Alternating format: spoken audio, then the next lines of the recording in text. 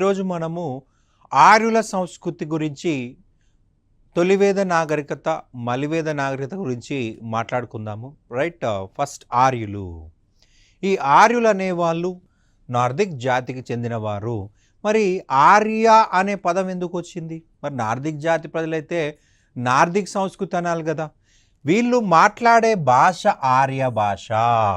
ఆర్య భాష ఉపయోగించడం వల్ల ఆర్యులు అనేటువంటి పదం అనేది మనకు వచ్చిందని గుర్తుపెట్టుకోవాల్సి ఉంటుంది.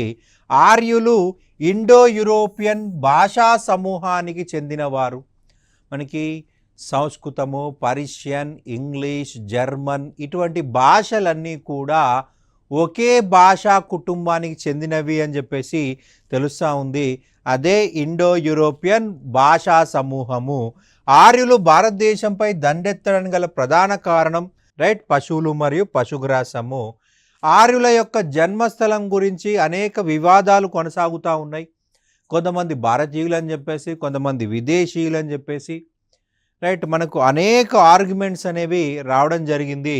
సో అందులో మనకి చర్చ మొదట ప్రారంభించిన వ్యక్తి సర్ విలియం జోన్స్. 1786లో మొదటిసారిగా ఆర్యుల జన్మస్థలం పైన చర్చ ప్రారంభించడం జరిగింది. ఎవరయ్యా విలియం జోన్స్ అంటే ఇతను ఇండియాకి రైట్ ఒక సుప్రీంకోర్టులో జూనియర్ జడ్జి కింద రావడం జరిగింది. రైట్ వచ్చిన తర్వాత ఇతను 1784 జనవరి 15న కలకత్తాలో ఏషియాటిక్ సొసైటీ ఆఫ్ ఇండియా అనేటువంటి సంస్థను స్థాపించాడు. Right Asiatic society of India. Right దీన్ని మనం ఏషియాటిక్ సొసైటీ ఆఫ్ బెంగాల్ అని కూడా పిలుస్తాము. దీన్ని మనం తర్వాత కాలంలో ఏషియాటిక్ సొసైటీ ఆఫ్ ఇండియా అని పిలిచడం జరిగింది. రైట్ ఈ యొక్క విలియం జోన్స్కి సహకరించిన వాళ్ళు థామస్ కోల్బ్రూక్, నతానియన్ హాల్వెడ్ వీళ్ళిద్దరూ కూడా సహాయం చేయడం జరిగింది.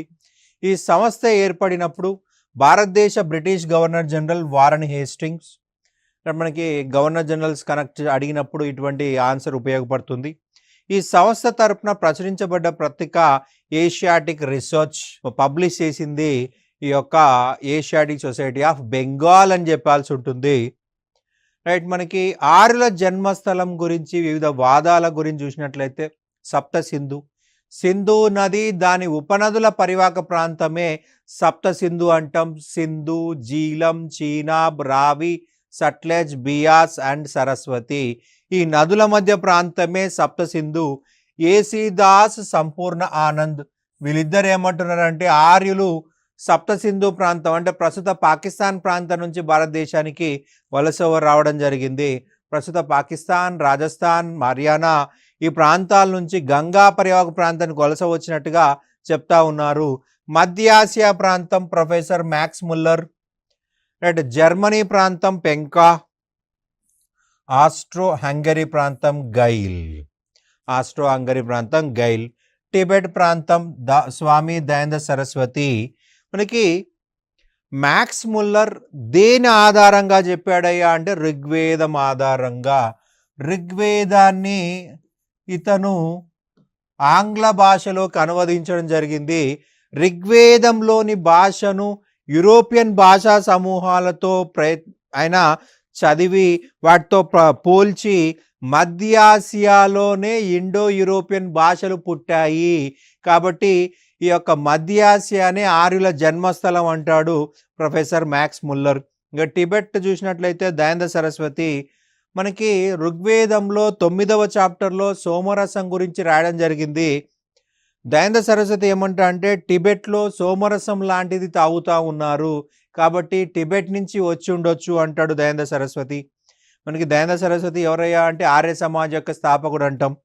ఆర్క్టిక్ ప్రాంతము బాల గంగాధర్ తిలక్ ఇతను Arctic is the home of Aryans అని చెప్పేసి బుక్ రాయడం జరిగింది. రైట్ బాలగంగాధర్ తిలక్ రాసిన గ్రంథము the Arctic home of the Vedas లేదా ఆర్యాస్. ఆర్యులు ఆర్క్టిక్ ప్రాంతం నుంచి దక్షిణంగా ప్రయాణం చేసి రైట్ భారతదేశంలోకి ఎంటర్ అయ్యారు అంటున్నారు ఈ పుస్తకంలో బాలగంగాధర్ తిలక్. ఆర్య సంస్కృతిని గ్రామీణ సంస్కృతి అంటాం ఎందుకంటే ప్రజలు ఎక్కువగా గ్రామాల్లో ఉన్నారు. వేదాలు అభివృద్ధి చెందాయి కాబట్టి వేదిక సంస్కృతి, వైదిక సంస్కృతి అంటాము. వేదాల ఆధారమైన సంస్కృతి కాబట్టి వైదిక సంస్కృతి. ఆర్యుల కాలంలోనే వేద సాహిత్యము సంకలనం చేయబడింది.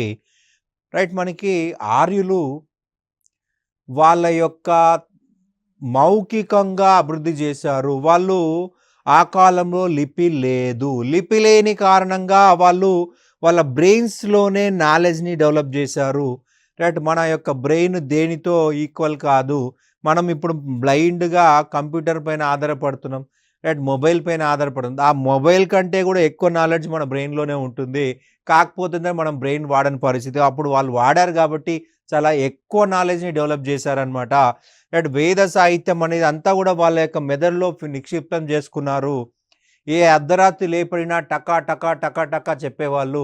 అసలు మర్చిపోవడం అనేది లేనే లేదు. ప్రస్తుతం మనకి ఈ సెల్ ఫోన్ రావడం వల్ల, ఈ కంప్యూటర్ రావడం వల్ల పూర్తిగా మర్చిపోవడం జరుగుతా ఉంది.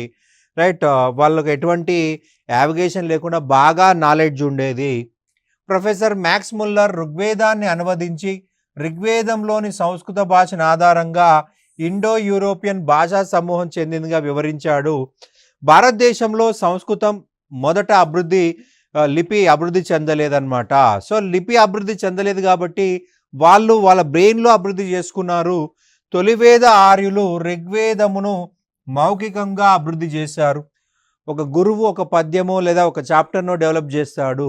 అది తన స్టూడెంట్స్కి చెప్తాడు. రైట్. అంటే మౌఖికము అదే చదువుతాడు. సో జీవితంలో మర్చిపోడు అనమాట. అతను గురువైన తర్వాత తన స్టూడెంట్ చెప్తాడు. తన స్టూడెంట్స్ మళ్ళీ వాళ్ళు గురైన తర్వాత వాళ్ళ స్టూడెంట్స్కి అట్లా కొన్ని వందల జనరేషన్స్ మౌఖికంగానే ఉండిపోయింది వేదాలు. వేదాలు వేద అనే పదం విద్ నుంచి వచ్చింది. విద్ అంటే జ్ఞానము. వేదము జ్ఞానం యొక్క భాండాగారాలు. మనకి వేద సాహిత్యం 2 రకాలుగా రచించారండి. శృతి సాహిత్యం, స్మృతి సాహిత్యం. శృతి ఉచ్చారణ, ఉచ్చరించబడేవి. శృతి అంటే ఉచ్చారణ, ఉచ్చరించబడేవి. స్మృతి మెమొరీ, జ్ఞాపకం తెచ్చుకునేవి, గుర్తుంచుకునేవి. రైట్. ఉచ్చరించేవి శృతి సాహిత్యము, గుర్తుంచుకునేవి శృతి సాహిత్యము. మనకి గత ఎగ్జామ్లో శృతి సాహిత్యం కానిదేది అన్నాడు. కానిదేది అంటే ముందు అయినది తెలిస్తే కాని దాన్ని ఎలిమినేట్ చేయొచ్చు. శృతి సాహిత్యంలో వేదాలు, ఉపనిషత్తులు, బ్రాహ్మణాలు, అరణ్యకాలు ఈ 4 కూడా శృతి సాహిత్యంలో భాగము. ఉచ్చరించేవి. స్మృతి సాహిత్యం ఉపవేదాలు, వేదాంగాలు, సూత్రాలు, పురాణాలు, ఇతిహాసాలు. రైట్. ఇవి గుర్తుపెట్టుకునేవి. ఉపవేదాలు, వేదాంగాలు, సూత్రాలు, పురాణాలు, ఇతిహాసాలు. రైట్. వేదాలు ఎన్ని ఉన్నాయండి? 4 ఉన్నాయి. ఋగ్వేదము, యజుర్వేదము, సామవేదము, అథర్వణ వేదం. మొత్తం 4 వేదాలు ఉన్నాయి. ఫస్ట్ ఋగ్వేదం గురించి చూసినట్లయితే 1028 శ్లోకాలు ఉన్నాయి. ఈ శ్లోకాల్లో ప్రకృతి దేవతల ప్రార్థనలకు సంబంధించిన మంత్రాలు కలవు. యాక్చువల్గా వీళ్ళు ఆర్యులు తొలివేద కాలంలో ప్రకృతిని తమ నియంత్రణలో తెచ్చుకునే ప్రయత్నం చేశారు, విఫలమయ్యారు. ఆ ప్రకృతికే మానవ రూపం ఇచ్చి, ప్రకృతికే లక్షణాలు ఇచ్చి దేవతల రూపంలో పూజించడం జరిగింది. సో మనకి ఇక్కడ 10 మండలాలు ఉన్నాయండి ఋగ్వేదంలో. మండలము అనగా అధ్యాయాలు, చాప్టర్లు. 10 చాప్టర్లు ఉన్నాయండి. రైట్. మనకి 3వ మండలం చూసినట్లయితే ఇది విశ్వామిత్ర మహర్షి అతని కుటుంబ సభ్యులు అభివృద్ధి చేశారు కాబట్టి దానికి విశ్వామిత్ర మండలం అని చెప్పేసి పేరుంది. దీనిలో గాయత్రి మంత్రం గురించి కలదు. రైట్. మనకి ఈ గాయత్రి మంత్రం అనేది అత్యంత పవిత్రమైన మంత్రం అని చెప్తాము. ఈ మంత్రము సావిత్రి అనే అధిదేవతకు ఆపాదించడం జరిగింది. ఇక 10వ మండలం చూసినట్లయితే విశ్వం యొక్క ఆవిర్భావం గురించి నాసదీయ సూక్తంలో రాయబడి ఉంది. విశ్వం ఎలా ఆవిర్భవిస్తుంది. అలాగే వర్ణ వ్యవస్థ గురించి పురుష సూక్తం తెలుపుతా ఉంది. రైట్. మనకి 10వ మండలంలో పురుష సూక్తంలో వర్ణ వ్యవస్థ గురించి ఉంది. సో మనకి చాతుర్వర్ణ వ్యవస్థ మనకి 10వ మండలం ప్రకారం ఏర్పడింది అనమాట. చాతుర్వర్ణ వ్యవస్థ, 4 వర్ణాలు ఉన్నట్టుగా మనకి 10వ చాప్టర్లో మెన్షన్ చేయడం జరిగింది. సో మనకి వాటి డీటెయిల్గా చూసినట్లయితే బ్రహ్మ తల నుండి బ్రాహ్మణులు. సో మనకి తలలో జ్ఞానం ఉంటుంది కాబట్టి వీళ్ళే పండితులుగా పనిచేశారు, వీళ్ళే పూజారులుగా పనిచేశారు. రైట్. బ్రహ్మ భుజముల నుంచి క్షత్రియులు. మనకి భుజాల్లో బలం ఉంటుంది, భుజబలం. బలం ద్వారా పరిపాలన చేయాలి. సో, వీళ్ళు మాత్రమే పరిపాలకులుగా ఉన్నారు. రైట్. బ్రహ్మ తొడల నుంచి వైశ్యులు. సో, వైశ్యులు వ్యవసాయదారులండి. మనకి ఋగ్వేద ప్రకారం వ్యవసాయదారులు. ప్రస్తుతం వాళ్ళు వ్యాపారం చేశారు కానీ ఆ టైంలో వ్యవసాయదారులు మాత్రమే. రైట్. బ్రహ్మ పాదాల నుంచి శూద్రులు. ఒక మనిషి పర్ఫెక్ట్‌గా నిలబడాలంటే పాదాలు చాలా చక్కగా ఉండాలి. రైట్. ఈ వ్యవస్థ కూడా చక్కగా ఉండాలంటే శూద్రులు పై 3 వర్గాల వారికి ఉచిత సేవలివ్వాలి.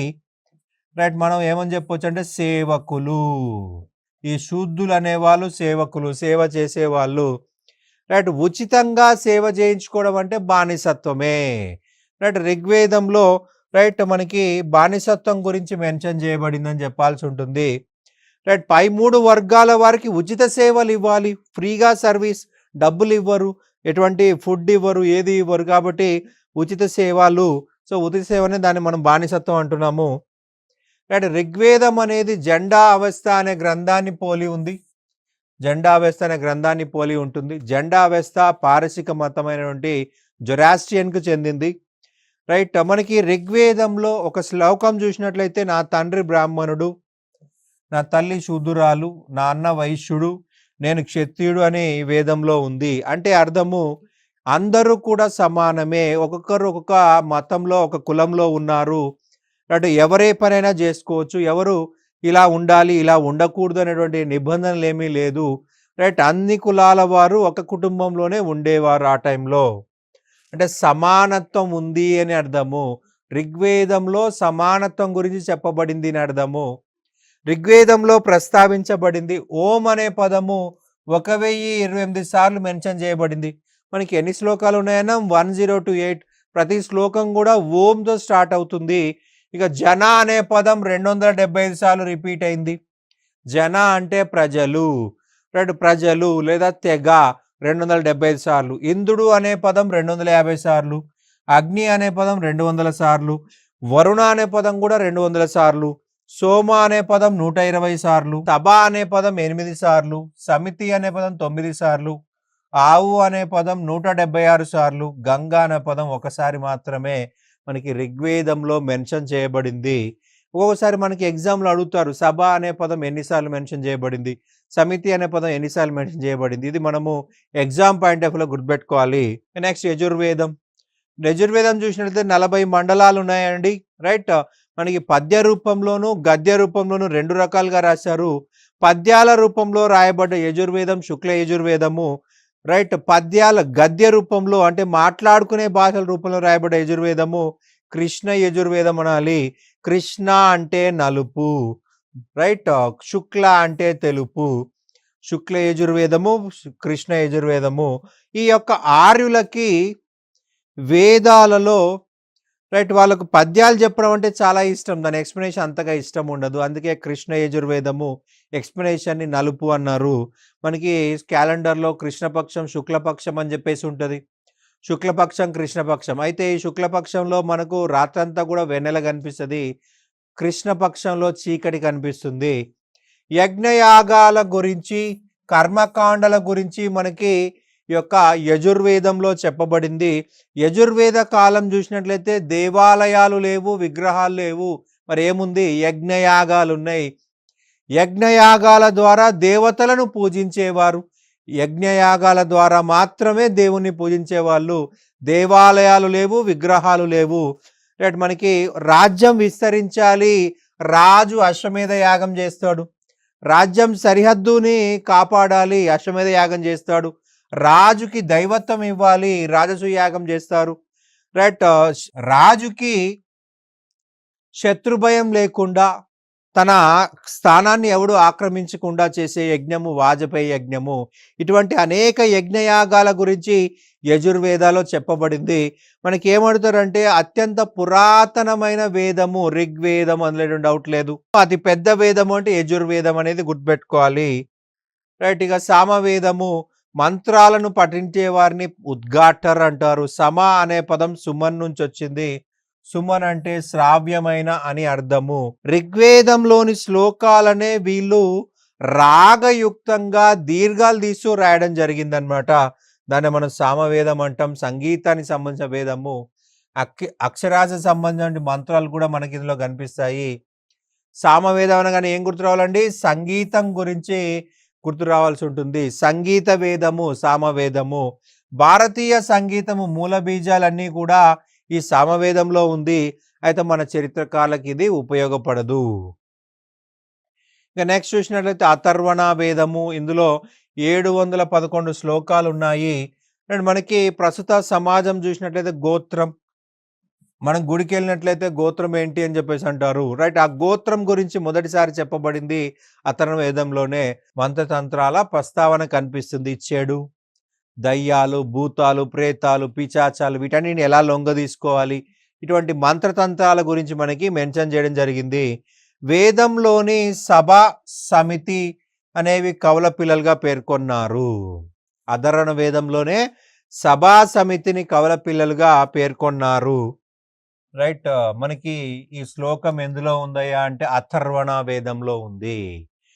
యుద్ధం మానవ మెదడులోనే ప్రారంభమవుతుంది అనేటువంటి రైట్ స్టేట్మెంట్ ఎక్కడ ఉందయ్యా అంటే అథర్వణ వేదము. మనకి బాగా ఆలోచించినట్లయితే యుద్ధం అనేది బ్రెయిన్లోనే స్టార్ట్ అవుతుంది.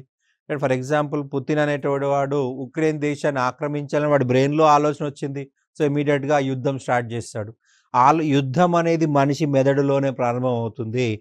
దానికి మూలం మానవ మేధస్సు మెన్షన్ చేయబడింది అథర్వణ వేదంలో. ఉపనిషత్తులు, గురువు పాదాల వద్ద కూర్చొని జ్ఞానాన్ని పొందడాన్ని ఉపనిషత్తు అంటారు. మనకు 108 ఉపనిషత్తులు ఉన్నాయండి. ఈ యొక్క ఉపనిషత్తులు వేదాల ఆధిపత్యాన్ని వ్యతిరేకిస్తున్నాయి. సమాజం పైన వేదాల ఆధిపత్యాన్ని క్వశ్చన్ చేస్తున్నాయి. అలాగే బ్రాహ్మణుల ఆధిపత్యాన్ని ప్రశ్నిస్తున్నాయి ఉపనిషత్తులు. అందువల్ల వీటిని ఏమన్నారు? వేదాంతం అని అన్నారు. వేదాంతం, ఎండ్ ఆఫ్ వేదాస్, వేదము యొక్క అంతము వేదాంతము. ఉపనిషత్తులని వేదాంతాలు అన్నారు. ఎందుకంటే బ్రాహ్మణులను వ్యతిరేకిస్తుంది, బ్రాహ్మణ ఆధిపత్యాన్ని వ్యతిరేకిస్తుంది, వేదాల ఆధిపత్యాన్ని సమాజం పైన వ్యతిరేకిస్తుంది. కాబట్టి ఉపనిషత్తులు వేదాంతం అని కూడా అన్నారు. నెక్స్ట్ చూసినట్లయితే మనకి కొన్ని ఎగ్జాంపుల్స్ మనం గుర్తుపెట్టుకోవాల్సి ఉంటుంది. మనకి ఇంతకీ ఉపనిషత్తులు ఏం డిస్కస్ చేశారంటే ఆత్మ గురించి, పరమాత్మ గురించి, మోక్షం గురించి, పునర్జన్మ గురించి మనకు వేదాంతంలో లేదా ఉపనిషత్తులో డిస్కస్ చేశారు. కొన్ని ఎగ్జాంపుల్ చూద్దాము. మాండకోపనిషత్. మన భారత రాజ్యాంగము సత్యమేవ జయతే అనేటువంటి శ్లోకాన్ని మాండకోపనిషత్ నుంచి తీసుకోవడం జరిగింది. మన యొక్క రాజముద్రలో ఈ యొక్క సత్యమేవ జయతేని చేర్చడం జరిగింది. అలాగే జాబాలో ఉపనిషత్ మన జీవితంలో 4 ఆశ్రమాల గురించి ఇందులో వివరించడం జరిగింది. రైట్, ఆశ్రమాలు, బ్రహ్మచర్య ఆశ్రమం, బాల్యస్థ దశ. రైట్, మనకి 8 సంవత్సరాల వయసులో పిల్లవాడు గురుకులానికి వెళ్తాడండి. గురుకులాలో రైట్ విద్య నేర్చుకోవాలి. గురువుకి సర్వీస్ చేస్తూ రైట్ గురువుకి సేవ చేస్తూ విద్య నేర్చుకోవడమే మనకు బ్రహ్మచర్య దశ అన్నమాట. విద్య పూర్తయ్యే వరకు ఉండే దశ. విద్య పూర్తయిన తర్వాత పెళ్లి చేసుకోవడం దాన్ని గృహస్థాశ్రమం అంటాము. రైట్, భార్యా పిల్లలతో ఉండే దశ. వానప్రస్థాశ్రమం తీర్థయాత్రలకు, పుణ్యక్షేత్రాలకు వెళ్ళే దశ. అండ్ సన్యాసాశ్రమము పూర్తిగా సన్యాసం తీసుకునే దశ. భార్య లేదు, పిల్లలు లేరు, సన్యాసం తీసేసుకొని హిమాలయాలకు వెళ్ళి ముక్కు మూసుకొని తపస్సు చేయాలి.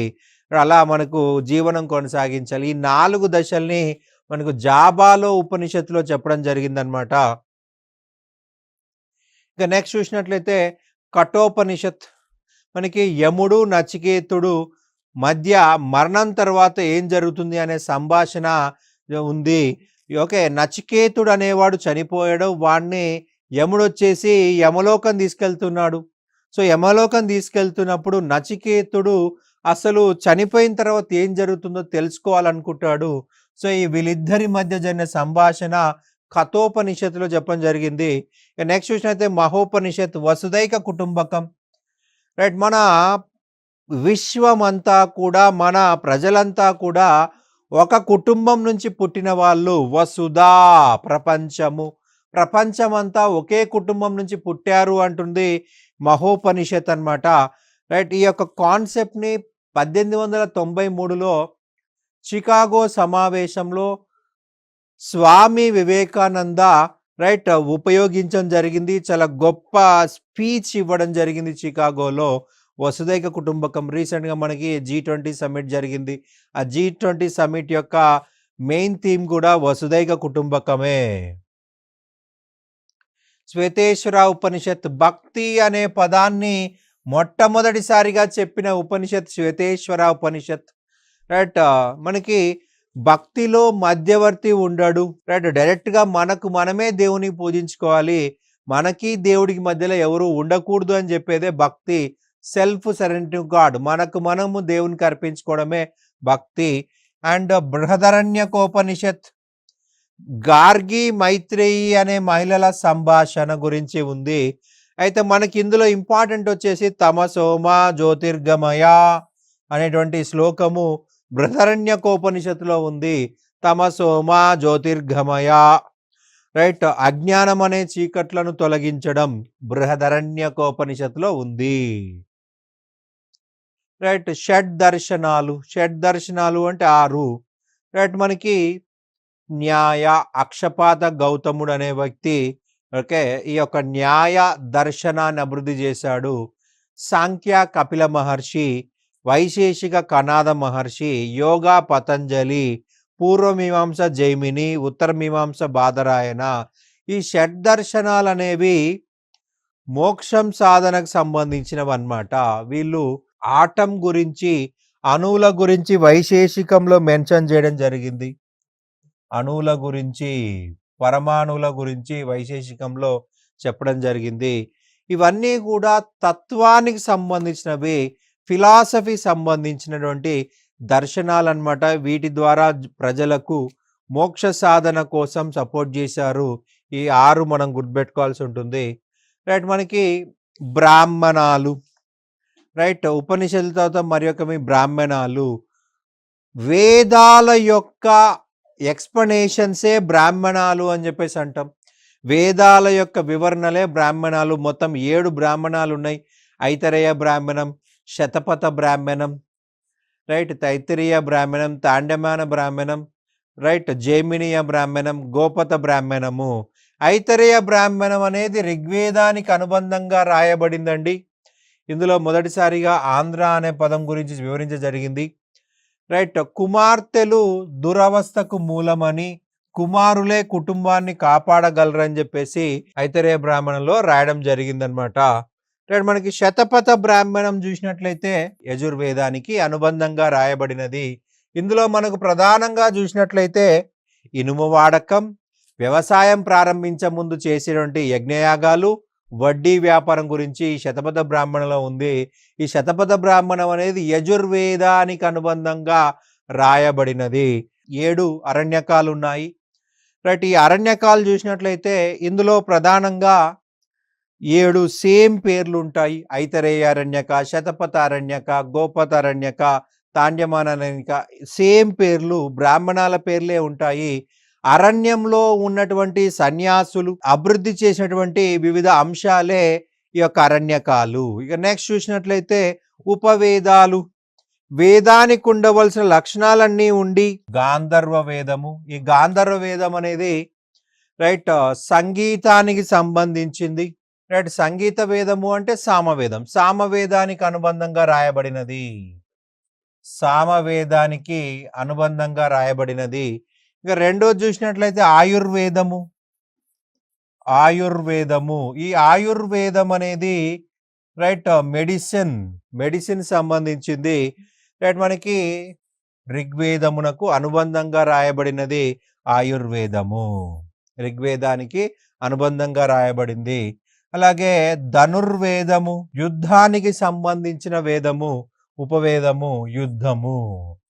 రైట్. ఇది యజుర్వేదానికి సంబంధించిందండి. రైట్. ఇక 4వది వచ్చేసి శిల్పవేదము. శిల్పవేదము. రైట్. ఇందులో శిల్పాల గురించి, నిర్మాణాల గురించి ఉంది. అతర్ణ వేదము. మనకి అతర్ణ వేదాల్లో ప్రధానంగా భూత ప్రేత పిశాచాలని చెప్పుకున్నాము. మనకి క్షుద్ర పూజలు అని చెప్పుకున్నాము. క్షుద్ర పూజలు చేయాలంటే ఏం కావాలండి? విగ్రహాలు కావాలి, బొమ్మలు కావాలి. శిల్పము, బొమ్మ, శిల్పము. ఈ అతర్ణ వేదంలో మనకి శిల్పాల గురించి ఉంది. రైట్. శిల్ప వేదం మనకి క్షుద్ర పూజలు చేయాలంటే బొమ్మలు కావాలి. రైట్. మనకి బొమ్మలు లేకపోతే క్షుద్ర పూజలు చేయడానికి లేదు.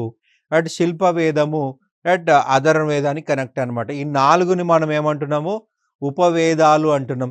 వేదానికి ఉండవలసిన లక్షణాలన్నీ ఉన్నాయి. కానీ వేదం అంత పెద్దవి కావు. అందుకే ఉపవేదాలు అంటున్నాము. సంగీత వేదము సామవేదానికి అనుబంధంగా, మెడిసిన్ సంబంధించింది ఋగ్వేదానికి అనుబంధంగా, ధనుర్వేదము, యజుర్వేదము, శిల్పవేదం, అథర్వవేదం. రైట్. ఇది మనకి ఈరోజు టాపిక్. Thank you.